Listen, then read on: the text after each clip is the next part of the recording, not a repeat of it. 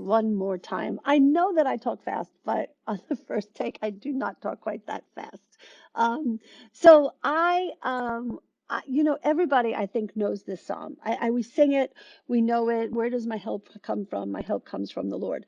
Um, so I really wanted to get a fresh insight and a fresh visual and something. I just like a fresh conversation with the Lord. So I asked him for a new insight as I prepared my heart to kind of pray into the psalm this week. And he is always so faithful to give us exactly what we ask for. So let me take you into how I've always, literally always viewed this psalm. I've always viewed the psalm. I look up to the mountains and hills. I'm longing for God's help. But then I realize that only our true help and protection come from the Lord, reading from the Passion Translation. So always in the past, I always thought that we can try to put our protections and our faith in things that we can find in the world.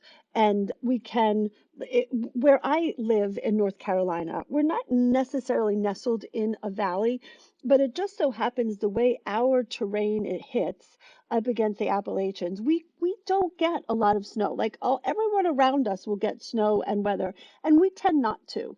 So I've always thought about this psalm in the past that the mountains were protection. The mountains can offer protection. The storms can hit the top of the mountains, but down below in the valley, we can be safe. Well, when I asked him for a fresh revelation, oh my gosh. So let me just change one word in the first verse. I look up to my mountains and hills looking for God's help. But then I realized that our true help and protection come only from the Lord, our creator who made the heavens and earth. So when I stop viewing the mountains as something as a protection, but as the very thing that I am fighting, the giant that I am facing in my very present day and age, what is the giant that I'm facing? I look at my giant longing for God's help. Lord, I need your help to face this giant that is before me. So, just to take you back, my husband and I wanted to hike the Appalachian Trail for our honeymoon.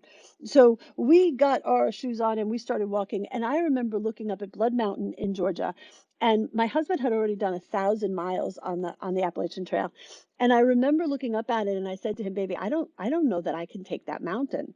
I don't think I can do it because you're on foot and there's this thing rising up out of the earth and I'm supposed to walk over it." So and he gave me the best advice he's ever it stuck with me. It's one of those profound sentences that just stuck with me. And he said, "Baby, you take the mountain one step at a time." And that has been sort of how we've approached our marriage, our family, our children, everything. We take everything just one step at a time. So many times we can be looking at a mountain and it can be so big and you can just shrink back and think, I can't do it. I can't do it. No, you cannot on your own power. You will not be able to take the mountain on your own power.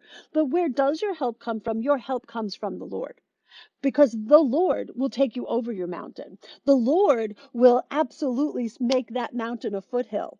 In his power, you can do anything because you're not doing it. You just get to go along for the ride and he picks you up and he holds you in his arms or he puts you on his shoulders and he leaps over that mountain of adversity that stands before you. So another time I remember that there was this mountain and it had been like a year of this mountain, and this mountain was just more than I could take. The mountain was day in and day out and it was just so difficult. It was my reality, this mountain. And I remember crying out to him and saying, "Lord, I cannot do this anymore. I simply cannot do this. I want to go away. I want to leave. Lord, release me."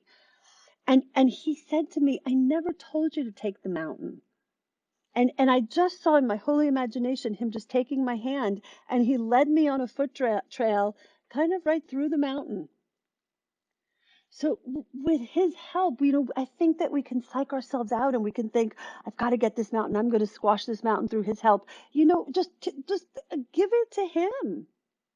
And let him take you, because maybe he doesn't even want you to take the mountain. Maybe there's a path around the mountain. There's a divine appointment waiting for you around the mountain. Maybe there's something that's meant to happen right in the mountain. Take you right through the mountain. He's God. He can take you any way he wants you. We can psych ourselves out to such an extent and create so much anxiety and stress over taking a mountain, and ultimately it is his deal. It is his deal. So let me go back to Psalm to verse 1. I look up to my mountains and hills, longing for God's help. And I realize our only true help and protection come from the Lord. Then dropping down to verse 8, you will be guarded by God himself. You will be safe when you leave your home, and safely you will return. He will protect you now, and he'll protect you forevermore.